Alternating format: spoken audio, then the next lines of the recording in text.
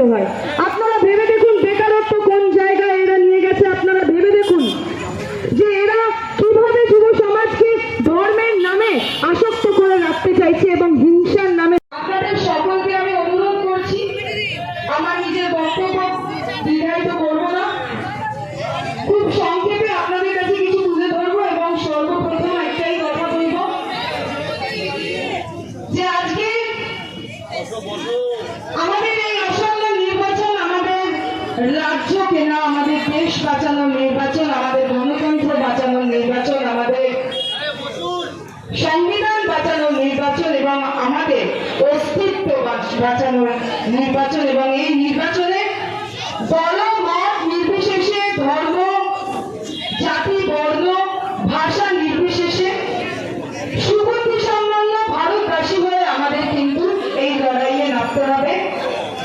আপনাদের এই এলাকায় এই লড়াইয়ে নেমেছেন আমার সভানেত্রী, যুব তৃণমূল কংগ্রেসের সভানেত্রী তথা যাদবপুর লোকসভা কনস্টিটিউয়েন্সির ভূমিকন্যা এবং আপনাদের ঘরের মেয়ে সায়নী ঘোষ।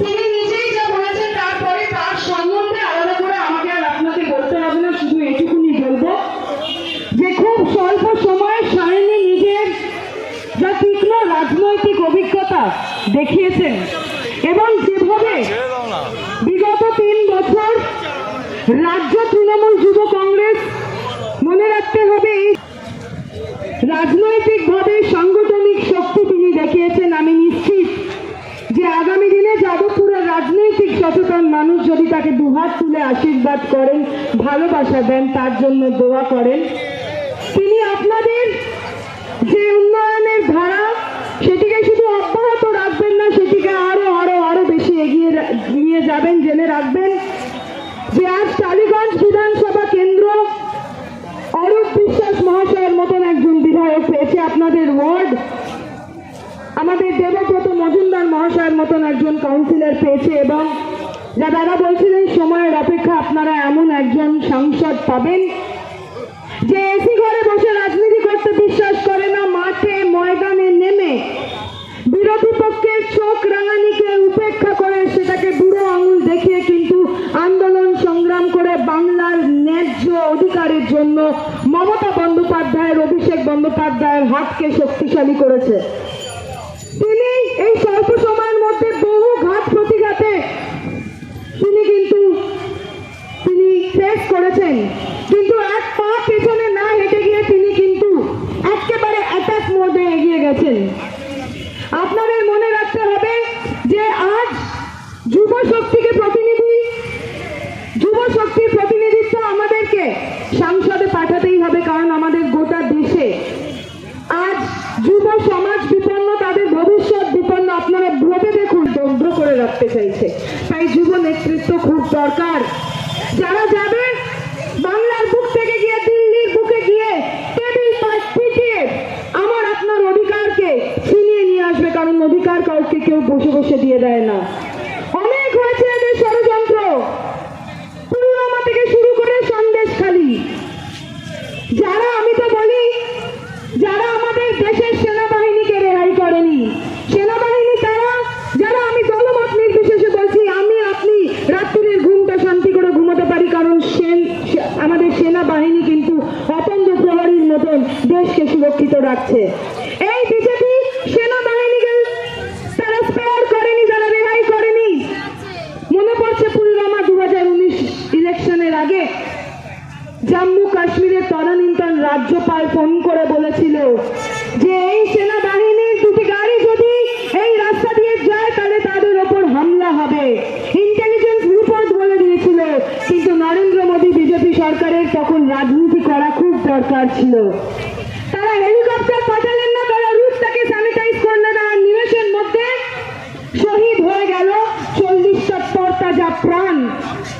আমরা ভুলে যাব পুলওয়ামা, যেখানে সেই রাজ্যের আজ যিনি অব্যাহতি নিয়েছেন সেই রাজ্যপাল বসে বসে বলছে পুলওয়ামাটা রাজনৈতিক ষড়যন্ত্র ছিল।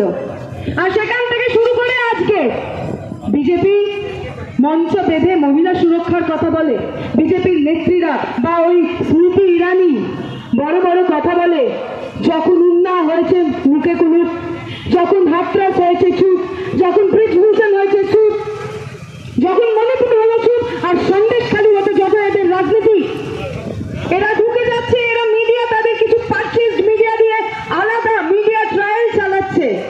আমার তো তখনই সন্দেহ হয়েছিল, আমি তৃণমূল করি বলে আমার সন্দেহ হয়েছে, এটা আমি বলছি না। আমার সন্দেহ হয়েছিল কখন, যখন আমি দেখেছিলাম যে এই সব মহিলা যারা বয়ান দিচ্ছে মিডিয়ার সামনে, তাদের সকলের মুখে মাস্ক পরা। কই, করোনা তো অনেক দিন হয়ে গেছে, মাস্কটা পরেছিল কেন? আমার সন্দেহ হয়েছিল তখন যখন বড় বড় মিডিয়া হাউস প্রত্যেকটা প্রাইম টাইমে বসে বসে কি বলছে, সন্দেশখালী হরর, সন্দেশখালীকে আইসিসের সঙ্গে তুলনা করেছে। আইসিস তারা সেই সন্ত্রাসবাদ সংগঠন যারা মহিলা শিশুদের মারার আগে দুবার ভাবে না। আইসিসের সাথে সন্দেশখালীর তুলনা করা হলো। আমরা কি দেখলাম গতকালের ভিডিও, আপনারা সবাই দেখেছেন হ্যাঁ কিনা? গতকালের যে সন্দেশখালীর ষড়যন্ত্র, সেটা আপনারা দেখলেন হ্যাঁ কিনা? এরা করতে পারে না, এতটা এদের নগ্ন চিত্র সামনে বেরিয়ে এসেছে। 2000 টাকা দিয়ে মহিলাদের সম্মান বিক্রি করেছে এই বিজেপি দল। তারা বলছে মহিলা সুরক্ষার কথা, আর আমাকে আর আপনাকে তাদের কাছ থেকে শিখতে হবে। 2000 টাকা করে তারা নিয়েছে এবং ফেক রেপ কেস দায়ের করেছে। আর সেটা করার জন্য তাদেরকে সাহায্য কে করেছে বলতে লজ্জা লাগে। বাংলার গদ্দার, বাংলার কুলাঙ্গার, আমি দেব গালাগালি ওনাকে। আপনারা বলবেন এত বাচ্চা ছোট কনিষ্ঠ একজন কর্মী, সে এসে এত বড় নেতাকে গালাগালি দিচ্ছে। আমি বলবো, কারণ যে তার নিজের জন্মদাত্রী, রাজনৈতিক জন্মদাত্রী মা মমতা বন্দ্যোপাধ্যায়কে অন স্ক্রিন গালাগালি দেয়, তাকে আমি বাংলার কুলাঙ্গার বলবো? তাকে আমি বাংলার গদ্দার বলবো? সে ভুলে যাচ্ছে যে এই মমতা বন্দ্যোপাধ্যায় কিন্তু বাংলার প্রত্যেকটি মা বোনেদের লক্ষ্মীর ভান্ডার তুলে দিয়েছে, ন্যূনতম অর্থনৈতিক স্বাধীনতা তুলে দিয়েছে। সে ভুলে যাচ্ছে যে সর্বাধিক সামাজিক প্রকল্পের দ্বারা কিন্তু এই বঙ্গের প্রত্যেকটি নাগরিককে সুরক্ষিত রেখেছে। দলমত নির্বিশেষে তার নাম মমতা বন্দ্যোপাধ্যায়। তার দিকে যদি চোখ রাঙানি হয়, তাহলে কিন্তু তৃণমূল কংগ্রেসের কর্মীদের থেকে খারাপ আর কেউ হবে না। তারা ভুলে যাচ্ছে যে তাদের প্রত্যেকটি ষড়যন্ত্র কিন্তু আমরা না, উপরালা নিজে খুলে দিচ্ছে। ধর্মের নামে ভোট চাওয়া হচ্ছে তো আমরা তো খুব আনন্দিত হয়েছিলাম। হিন্দুর মেয়ে হয়ে রাম মন্দির হয়েছে, জল করছে প্রদীপ রামলালার সামনে। তারপরেই আমি কি জানতে পারলাম, হাঙ্গার ইন্ডেক্স বলছে, আমি আপনি বলছি না, হাঙ্গার ইন্ডেক্স বলছে যে আজ আমাদের দেশে প্রত্যন্ত গ্রামে শিশুরা দুমুঠো পুষ্টিকর অন্ন দুবেলা পায় না। তাদেরও তো পেট জ্বলছে, ধর্মে মন ভরে পেট ভরে না। আর এই কথা কিন্তু বাংলা বারবার দেশকে দেখিয়ে দিয়েছে। আমাদের মনে রাখতে হবে, এরা এতটাই জনবিরোধী। এরা বলছে এরা ক্ষমতায় এলে লক্ষ্মীর ভান্ডার বন্ধ করে দেবে। আপনারা চান লক্ষ্মীর ভান্ডারের মতন প্রকল্প বন্ধ হোক? অভিষেক বন্দ্যোপাধ্যায় বারবার করে চ্যালেঞ্জ ছুড়ে দিচ্ছে, 100 দিনের টাকা দিয়েছে, শ্বেতপত্র দেখাও, আমি রাজনীতি ছেড়ে দেবো। পারছে না। আবার যোজনার টাকা দিয়েছে, শ্বেতপত্র দেখাও, আমি রাজনীতি ছেড়ে দেবো। পারছে না। বলছে যে লক্ষ্মীর ভান্ডার তোমরা 17টা রাজ্যে ক্ষমতায় আছে, একটা রাজ্যে 1000 টাকা একটা মহিলাকে দিয়ে দেখাও, আমি রাজনীতি ছেড়ে দেবো। পারছে না, চ্যালেঞ্জ অ্যাকসেপ্ট করছে না। তো তাতে আমরা বুঝতে পারছি না বন্ধুগণ যে এরা কি প্রতিরোধমূলক প্রতিশোধমূলক রাজনীতি বাংলায় খেলতে চাইছে। মনে রাখবেন 2014 দুটো সাংসদ গিয়েছিল বিজেপির, 2019-এ এই আচ্ছা দিনের স্বপ্ন দেখে, এই 15 লক্ষ টাকা সবার অ্যাকাউন্টে স্বপ্ন দেখে, এই 2 কোটি বেকারের চাকরির স্বপ্ন দেখে, কালো টাকা বিদেশ থেকে আমাদের দেশে ফিরে আসবে তার স্বপ্ন দেখে 18 জন সাংসদ বাংলা থেকে গিয়েছিল। আর এরা বাংলার খেয়ে, বাংলার করে, বাংলার মানুষের ভোটে জিতে দিল্লিতে গিয়ে বলেছিল যে গরিবের টাকা ছাড়বেন না। কোন গরিব? যারা দিন আনে দিন খায়, যাদের মাথার উপর ছাদ নেই, কিন্তু বিজেপি 1700 কোটি টাকার পার্টি অফিস তৈরি হচ্ছে।